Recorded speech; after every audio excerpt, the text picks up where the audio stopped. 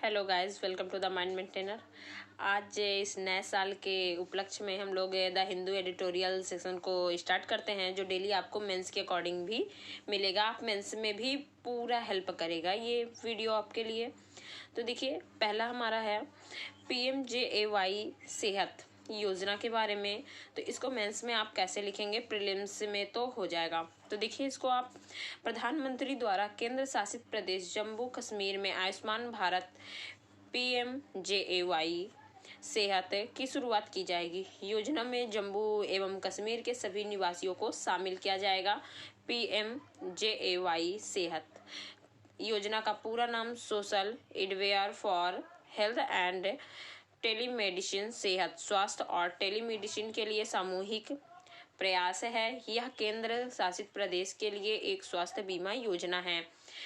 पहला पॉइंट है, यह योजना जम्मू कश्मीर केंद्र शासित प्रदेश में रहने वाले सभी लोगों को मुफ्त बीमा प्रदान करेगा, कवर प्रदान करेगा। नेक्स्ट है पॉइंट है, इसके अंतर्गत जम्मू कश्मीर के सभी निवासियों को फ्लोटर बेसिस पर 5 लाख रुपए प्रति रविवार वित्तीय कवर कराया जाएगा। PMJAY के परिचालन विस्तार के करीब 15 लाख अतिरिक्त परिवारों को लाभ होगा। इस योजना का लाभ पूरे देश में कहीं भी उठाया जा सकता है। अब देखिए, PMJAY की विशेषताएं क्या हैं। तो आपको मेंस में ये सारी हेडिंग करके ऐसे ही पॉइंट वाइज लिखना होगा। तो देखिए, जो आपके बिहार PCSJ के लिए भी मोस्ट इम्पॉर्टेंट है, अभी आयुष्मान भारत प्रधानमंत्री जन आरोग्य योजना PMJAY सरकार द्वारा पूरी तरह से वित्त पोषित विश्व की सबसे बड़ी स्वास्थ्य बीमा आश्वासन योजना है। दूसरा पॉइंट है, यह योजना भारत में सार्वजनिक व निजी सूचीबद्ध अस्पतालों में माध्यमिक और तृतीय स्वास्थ्य उपचार के लिए प्रति परिवार प्रति वर्ष 5 लाख रुपए तक की धनराशि लाभार्थियों को मुहैया कराती है। कवरेज 74 करोड़ से भी अधिक गरीब व वंचित परिवार या लगभग 50 करोड़ लाभार्थी इस योजना के तहत लाभ प्राप्त कर सकते हैं। इस योजना में सेवा स्थल पर लाभार्थी के लिए कैशलेस स्वास्थ्य देखभाल सेवाओं को उपलब्ध कराया जाता है। नेक्स्ट हेडिंग है, PMJAY की पात्रता क्या होगी, एलिजिबिलिटी क्या होगी। तो इस योजना के अंतर्गत परिवार के आकार, आयु या लिंग पर कोई सीमा नहीं है। इस योजना के तहत पूर्व से विद्यमान विभिन्न चिकित्सीय परिस्थितियों और गंभीर बीमारियों को पहले दिन से ही शामिल किया जाता है। इस योजना के अंतर्गत अस्पताल में भर्ती होने से 3 दिन पहले और 15 दिन बाद तक का नैदानिक उपचार, स्वास्थ्य इलाज व दवाइयाँ मुफ्त उपलब्ध होती हैं।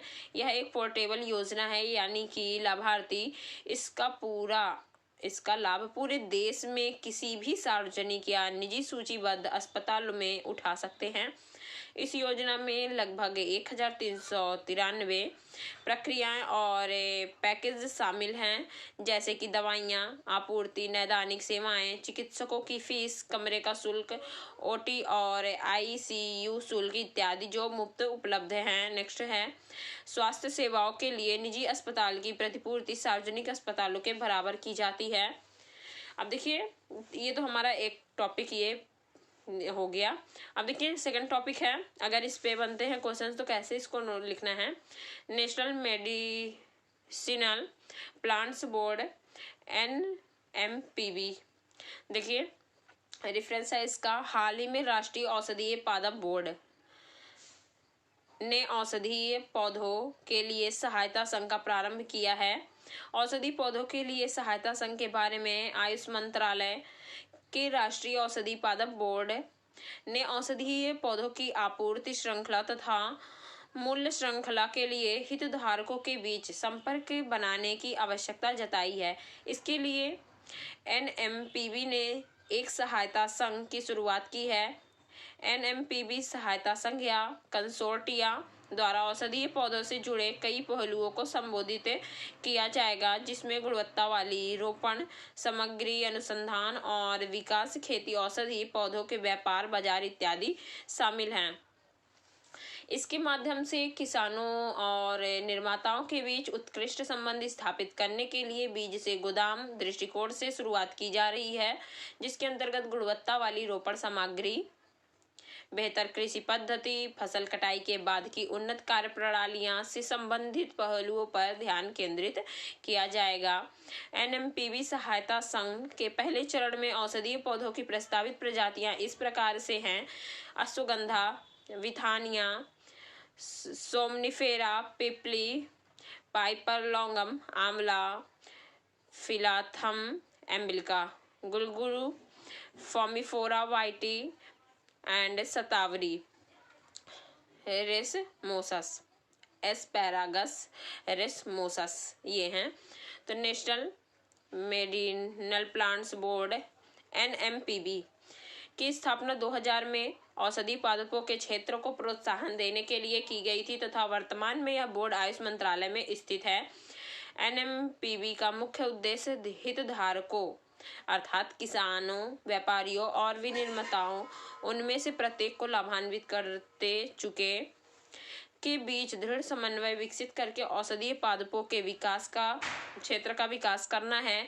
इसका लक्ष्य किसानों और जनजातियों की आय और आजीविका को बढ़ाना है। यह कटाई के उपरांत प्रबंधक के माध्यम से उद्योग विनिर्माण के साथ प्रतिभागी संयोजन की सुविधा प्रदान करेगा। नेक्स्ट टॉपिक है, देखिए स्वामीनाथन कमेटी के बारे में अगर पूछता है तो कैसे इसको मेंस के अकॉर्डिंग लिखना है, और प्री तो इसी में से आपके निकल आएंगे। केंद्रीय सरकार द्वारा लाए गए 3 कृषि कानूनों के विरुद्ध दिल्ली की सीमा पर चल रहे किसान आंदोलन को 1 माह से अधिक हो गए हैं और अभी तक इस मामले में कोई निर्णय नहीं हो पाया है।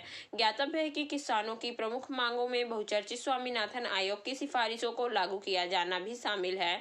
स्वामीनाथन आयोग के बारे में देखते हैं। 18 नवंबर 2004 को भारत सरकार ने एमएस स्वामीनाथन की अध्यक्षता में राष्ट्रीय कृषक आयोग एनसीएफ का गठन किया था, जिसे स्वामीनाथन आयोग के नाम से भी जाना जाता है। आयोग का मुख्य उद्देश्य कृषि प्रणाली को स्थिरता प्रदान करने हेतु एक व्यवस्था का निर्माण करना और कृषि क्षेत्र को अधिक लाभदायक और लागत प्रतिस्पर्धी बनाना था। आयोग की अनुशंसाएं स्वामीनाथन आयोग अथवा राष्ट्रीय कृषक आयोग द्वारा प्रस्तुत सिफारिशों के अंतर्गत इस बात पर विशेष जोर दिया गया था कि छोटे किसान को प्राप्त होने वाले लाभ तथा उसकी उत्पादक क्षमता के आधार पर न्यूनतम समर्थन मूल्य की गणना की जानी चाहिए। आयोग ने अपनी सिफारिशों में किसानों को फसल लागत मूल्य से 50% अधिक न्यूनतम समर्थन मूल्य देने की बात कही थी। किसानों हेतु लाभकारी मूल्य सुनिश्चित करने के लिए उन्हें अनुबंध कृषि की ओर प्रोत्साहित करने की भी सिफारिश की गई थी। नेक्स्ट टॉपिक है, देखिए हमारा, बस उसमें उतना ही लिखना है। नेक्स्ट टॉपिक है invest India NDP launch SDG investor map UNDP. हाल ही में संयुक्त राष्ट्र विकास कार्यक्रम यूएनडीपी और इन्वेस्ट इंडिया ने भारत के लिए सतत विकास लक्ष्य एसडीजी निवेशक मानचित्र इन्वेस्टर मैप का विमोचन किया है। देखिए इसमें इंपॉर्टेंट फैक्ट क्या है। यह मानचित्र सार्वजनिक और निजी क्षेत्र के हितधारकों के लिए निवेश अवसर वाले क्षेत्र और व्हाइट स्पेसेस संभावना के क्षेत्र की दिशा में प्रत्यक्ष पूंजी में सहायता जो देश की राष्ट्रीय स्तर पर निर्धारित सतत विकास आवश्यकताओं में योगदान कर सकते हैं। पहचाने गए 18 IOAS और 8 व्हाइट स्पेसेस में शिक्षा, स्वास्थ्य सेवा, कृषि और संबद्ध सेवाएं, वित्तीय सेवाएं, नवीकरणीय ऊर्जा आदि जैसे क्षेत्र शामिल हैं। मानचित्र का महत्व इस तथ्य से उत्पन्न हुआ है कि एसडीजीज के लिए वित्त अंतराल विकासशील देशों में 400 बिलियन अमेरिकी डॉलर से अधिक हो गया है, जो कोविड से पहले प्रति वर्ष 2.5 ट्रिलियन अमेरिकी डॉलर की कमी को संयोजित करता है। संयुक्त राष्ट्र व्यापार एवं विकास सम्मेलन की विश्व निवेश रिपोर्ट के अनुसार है ये। नेक्स्ट इसमें देखिए भारत की एसडीजी इसकी सफलता का निर्धारण करने में विश्व स्तर पर एक महत्वपूर्ण भूमिका है तथा इसे एसडीजीएस प्राप्त करने के लिए 2.64 ट्रिलियन डॉलर की निवेश की आवश्यकता है। भारत में एसडीजीएस के वित्त पोषण में शामिल बाधाएं, कर प्रणालियों की अक्षमता, निजी क्षेत्रों की भागीदारी को बढ़ावा देने वाले प्रोत्साहन का अभाव, एसडीजीएस का समर्थन करने वाले व्यवसाय मॉडल का अभाव आदि। SDGs के लिए वित्त पोषण में निम्नलिखित के माध्यम से सुधार किया जा सकता है। देखिए क्या है, सार्वजनिक क्षेत्र की भूमिका, कर प्रणाली में अक्षमताओं का निवारण करना, SDGs को लागू करने के लिए करों का आवंटन, SDGs के लिए नए स्रोत जैसे संप्रभु बॉन्ड को बढ़ावा देना आदि। नेक्स्ट है निजी क्षेत्र की भूमिका, निजी क्षेत्र के निवेश को बढ़ावा देना, नवोन्मेषी सुविधाओं और व्यापार मॉडल के माध्यम से निजी निवेशों को प्रोत्साहन प्रदान करना है। नेक्स्ट है देखिए इसमें प्रीलिम्स विशिष्ट है ये इसमें कि यह क्लोरोफिलाइड के स्तर को विनियमित करने में महत्वपूर्ण भूमिका निभाते हुए पादपों में हरियाली के लिए महत्वपूर्ण भूमिका निभाने वाले जीन हैं। प्रोटोक्लोरोफिलाइड हरे वर्णक क्लोरोफिल के जैव संश्लेषण में एक मध्यवर्ती अवयव होता है। हाल ही में भारतीय विज्ञान शिक्षा और अनुसंधान संस्थान के शोधकर्ता द्वारा इसकी खोज की गई है। अब देखिए नेक्स्ट टॉपिक है हमारा इनर लाइन परमिट। मेघालय की सिविल सोसाइटी समूह द्वारा ब्रिटिश कालीन इनर लाइन परमिट को लागू करने की पुनः से तीव्र कर दी गई है प्रक्रिया। मेघालय में इनर लाइन परमिट की मांग क्यों? इंपॉर्टेंट क्वेश्चन है मेंस के लिए। इसको कैसे लिख रहे हैं देखिए, मेघालय में इनर लाइन परमिट की मांग का प्रमुख कारण पूर्वोत्तर की स्थानीय जनसंख्या के बीच अवैध प्रवासियों के प्रवाह, इसका प्रभाव और दीर्घकालिक नुकसान का डर है। पूर्वोत्तर भारत की सीमाएं चीन, म्यांमार, बांग्लादेश और भूटान जैसे देशों के साथ लगी हुई है। इनर लाइन परमिट क्या है? इनर लाइन परमिट सरकार द्वारा जारी किए जाने वाला एक आधिकारिक यात्रा दस्तावेज है जो भारत के किसी नागरिक को किसी संरक्षित क्षेत्र के भीतर सीमित अवधि के लिए प्रवेश की छूट देता है। फिलहाल इनर लाइन परमिट की आवश्यकता भारतीय नागरिकों को तब होती है जब वह इन 4 राज्यों में प्रवेश करती है: अरुणाचल प्रदेश, मिजोरम, मणिपुर और नागालैंड। वर्तमान में यह परमिट मात्र यात्रा के लिए निर्गत होते हैं। इसमें यह प्रावधान है कि ऐसे यात्री संबंधित राज्य में भू संपदा नहीं खरीद सकेंगे। इतिहास है इसका क्या है? इनर लाइन परमिट का इतिहास बंगाल पूर्वी सीमांत नियमन है अधिनियम 1873, बंगला ईस्टर्न फ्रंटियर रेगुलेशन एक्ट 1873 से आरंभ होता है। इस अधिनियम को अंग्रेजी के कतिपय घोषित क्षेत्रों में प्रवेश को सीमित करने के लिए बनाया था। इसका उद्देश्य उन क्षेत्रों में ब्रिटिश नागरिकों अर्थात भारतीयों को व्यापार करने से रोकना और अंग्रेजों के हितों की सुरक्षा करना था। स्वतंत्रता के पश्चात 1950 में इस अधिनियम में संशोधन करके ब्रिटिश नागरिक के स्थान पर भारतीय नागरिक कर दिया गया था। आज सभी बाहरी निवासियों को यह परमिट लेना पड़ता है जिससे इन राज्यों के मूल जाति समुदाय शोषण से बच सके। अब देखिए विदेशियों के लिए ILP क्या है? मात्र घरेलू पर्यटकों के लिए यह जहां तक विदेशी पर्यटकों की बात है उनको इस परमिट की आवश्यकता नहीं होती है, परंतु मणिपुर, मिजोरम और नागालैंड में प्रवेश करते समय इन्हें पंजीकरण करवाना पड़ता है। अरुणाचल प्रदेश पर्यटकों को भारत सरकार के गृह मंत्रालय से सुरक्षित क्षेत्र अनुमति अथवा प्रतिबंधित क्षेत्र अनुमति लेने की आवश्यकता पड़ती है। अब देखिए नेक्स्ट टॉपिक है हमारा Bangladesh moves nearly 2000 Rohingya refugee and 2000 Rohingya refugees to island कि बांग्लादेश ने मानवाधिकार कार्यकर्ताओं के विरोध के बावजूद रोहिंग्या शरणार्थियों को बंगाल की खाड़ी में स्थित एक विवादित बाढ़ प्रवण भाषांचार द्वीप पर स्थानांतरित करना शुरू कर दिया है। चर्चित चिंताएं क्या है? भाषण द्वारा द्वीप का निर्माण मात्र 20 वर्ष पूर्व बंगाल की खाड़ी में हिमालयन गाद से हुआ था। वर्ष 2015 में बांग्लादेश द्वारा इस विचार को पेश किए जाने के समय से ही भाषण पर 4 द्वीप पर मौसमी चरम स्थितियों और आपात स्थिति में मुख्य भूमि से दूरी को लेकर लगातार चिंताएं व्यक्त की जा रही हैं। अब देखिए रोहिंग्या है कौन? रोहिंग्या म्यांमार के काफ़ी ये चर्चा में रहते हैं रोहिंग्या समुदाय, जो शरणार्थी जीवन जी रहे हैं अभी। रोहिंग्या म्यांमार के रखाइन प्रांत में रहने वाला एक समुदाय है जिसमें अधिकांश मुसलमान हैं। उस देश में रोहिंग्याओं को पूर्ण नागरिकता प्राप्त नहीं है और उन्हें निवासी, विदेशी अथवा सह नागरिक के रूप में वर्गीकृत किया गया है। नस्ल की दृष्टि से ये म्यांमार में रहने वाले चीनी तिब्बती लोगों से अलग है और थोड़ा बहुत भारत और बांग्लादेश के भारतीय आर्य जनों से मिलते जुलते हैं। इनकी भाषा और संस्कृति सभी देशों से बिल्कुल अलग है। म्यांमार में 10 लाख से अधिक रोहिंग्या बसते हैं पर म्यांमार उन्हें अपना नागरिक मानने को तैयार नहीं है। ना ही इस प्रजाति को कोई सरकारी आईडी या चुनाव में भाग लेने का अधिकार दिया गया है। रोहिंग्या संकट का इतिहास क्या है?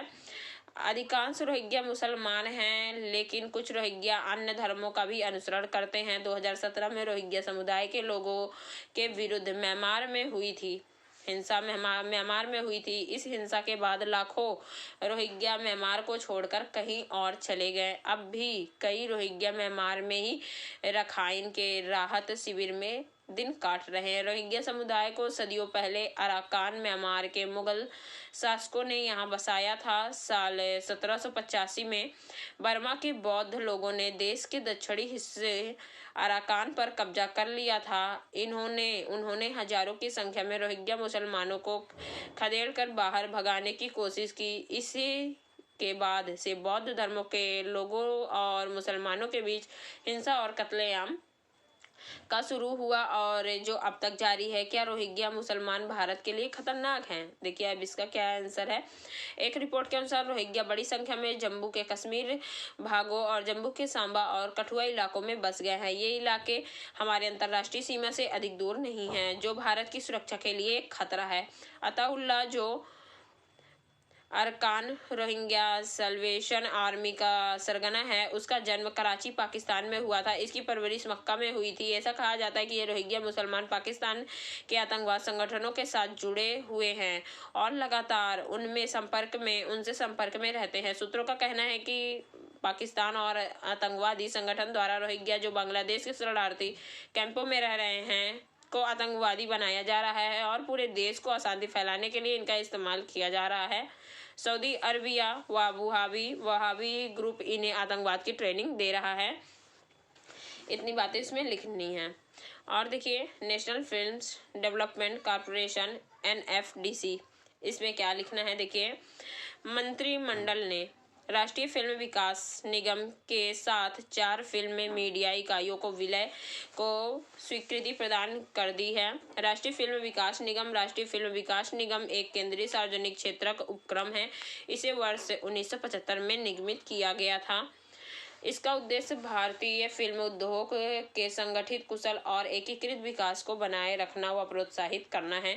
फिल्म और मीडिया इकाइयां जिनका विलय किया गया है। फिल्म्स डिवीजन इसे वर्ष 1948 में स्थापित किया गया था। इसे मुख्य रूप से सरकारी कार्यक्रमों के प्रचार हेतु डॉक्यूमेंट्री, वृत्तचित्र बनाने और समाचार पत्रिकाओं का प्रकाशन करने तथा भारतीय इतिहास का एक सिनेमाई रिकॉर्ड रखने के लिए विकसित किया गया था। बाल फिल्म सोसाइटी है। इसकी स्थापना वर्ष 1955 ईस्वी में की गई थी। इसका उद्देश्य फिल्मों के माध्यम से बच्चों और युवाओं को मूल्य आधारित मनोरंजन प्रदान करना है। भारतीय राष्ट्रीय फिल्म संग्रहालय, इसकी स्थापना 1964 में भारतीय सिनेमाई विरासत के संग्रह और संरक्षण के प्राथमिक उद्देश्य से की गई थी। फिल्म समारोह निदेशालय, इसकी स्थापना 1973 में भारतीय फिल्मों और सांस्कृतिक आदान प्रदान को बढ़ावा देने के लिए की गई थी। विलयन के संभावित लाभ क्या हैं? फिल्मों OTT ओवर द टॉप मंचों की विषय वस्तु, बच्चों से संबंधित विषय वस्तु, एनिमेशन, लघु फिल्मों और वृत्त चित्रों सहित अपनी सभी शैलियों की फीचर फिल्मों में भारतीय सिनेमा का संतुलित एवं केंद्रित विकास सुनिश्चित किया जा सकेगा। बुनियादी ढांचे तथा जनशक्ति का बेहतर और कुशलता पूर्वक उपयोग संभव हो सकेगा। गतिविधियों के दोहराव में कमी आएगी और सरकारी कोष की बचत की जा सकेगी। फिर देखिए, नेक्स्ट टॉपिक है हमारा Uttarakhand first tiger to be shifted to Rajaji from Corbett tiger reserve this week. क्या है? उत्तराखंड में जिम कॉर्बेट टाइगर रिजर्व से राजाजी टाइगर रिजर्व से पहले बाघ का स्थानांतरण किया गया है। इस परियोजना के एक हिस्से के रूप में राजाजी टाइगर रिजर्व में बाघों की संख्या को बढ़ाने के लिए एक मादा बाघ को स्थानांतरित किया जाएगा। पृष्ठभूमि इसकी क्या है? देखिए, राजाजी टाइगर रिजर्व के पश्चिमी भाग में बाघों के स्थानांतरण की परियोजना को वर्ष 2016 में राष्ट्रीय बाघ संरक्षण प्राधिकरण द्वारा अनुमोदित किया गया था। राष्ट्रीय बाघ संरक्षण प्राधिकरण क्या है? राष्ट्रीय बाघ संरक्षण प्राधिकरण बाघ संरक्षण प्रयासों को सुदृढ़ता प्रदान करने के लिए पर्यावरण, वन और जलवायु परिवर्तन मंत्रालय के तहत स्थापित एक संवैधानिक निकाय है। मुख्यतः जीवित स्वदेशी पादपों या जीवों की एक स्थान से दूसरे स्थान पर प्रतिबंधित आवाजाही को स्थानांतरण अथवा स्थान परिवर्तन के रूप में संदर्भित किया जाता है। यह निम्नलिखित कारणों से किया जाता है। एक प्रजाति की उत्तरजीविता या स्वास्थ्य लाभ, रिकवरी की संभावना को बढ़ाने के लिए, एक पुनर्स्थापना कार्यक्रम के भाग के रूप में, एक विशिष्ट उद्देश्य जैसे रक्षा अथवा समर्थन, शिक्षा या वैज्ञानिक अध्ययन के लिए एक प्रजाति को स्थानांतरित करना। राजाजी टाइगर रिजर्व है या उत्तराखंड में हिमालय की शिवालिक के श्रेणी में स्थित है। यह जिम कॉर्बेट टाइगर रिजर्व के बाद उत्तराखंड का दूसरा टाइगर रिजर्व है। Jim Corbett tiger reserve Uttarakhand के नैनीताल जिले में स्थित है। यह सबसे पुराना राष्ट्रीय उद्यान, इसे भारत में लुप्तप्राय इंडेंजर्ड रॉयल बंगाल टाइगर के संरक्षण के लिए वर्ष 1936 में स्थापित किया गया था। इस उद्यान को प्रोजेक्ट टाइगर के पहल के अंतर्गत सर्वप्रथम शामिल किया गया था। अब दूसरा टॉपिक देखते हैं, पेंदल दरिकी इलू अर्थात सभी गरीबों के लिए घर। हाल ही में आंध्र प्रदेश सरकार द्वारा चलाई इस योजना के तहत आवास स्थल के वितरण का कार्य शुरू किया गया है। इस योजना के तहत राज्य में लगभग 6 लाख लोगों के लिए किफायती आवास प्रदान किए जाने की आशा है। देखिए, MRSAM इसमें क्या है? हाल ही में MRSAM द्वारा इस मिसाइल का सफलतापूर्वक परीक्षण किया गया है। विदित हो कि SRSAM मिसाइल को सेना के लिए रक्षा अनुसंधान और विकास संगठन DRDO द्वारा इजरायल एरोस्पेस इंडस्ट्रीज IAI के सहयोग से विकसित किया गया है। MRSAM के सेना संस्करण में एक command and control post, multi function radar और मोबाइल लॉन्चर प्रणाली शामिल है। विदित हो कि मई 2019 में भारतीय नौसेना, DRDO और IAI द्वारा MRSAM के नौसेना संस्करण का सफलतापूर्वक परीक्षण किया है। आई होप गाइज आप अगर रेगुलर ऐसे बेस पर प्रैक्टिस करते रहें तो मेंस का क्वेश्चन, मेंस के साथ साथ आपका प्री का तैयार होगा। GS पोर्शन आपका पूरा कंप्लीट करंट का ये कवर हो जाएगा कि सोशल इश्यूज पर टॉपिक भी लिखने को आते हैं, तो ये सारे आपको कवर हो जाएंगे। अगर आप इसी वीडियो को और आगे भी कंटिन्यू करना चाहते तो आप कमेंट करके ज़रूर बताएं कि हाँ हमें पसंद आया, और लाइक शेयर ज़रूर कर दें। अगर आप न्यू हैं तो चैनल को सब्सक्राइब कर दें। Thank you guys.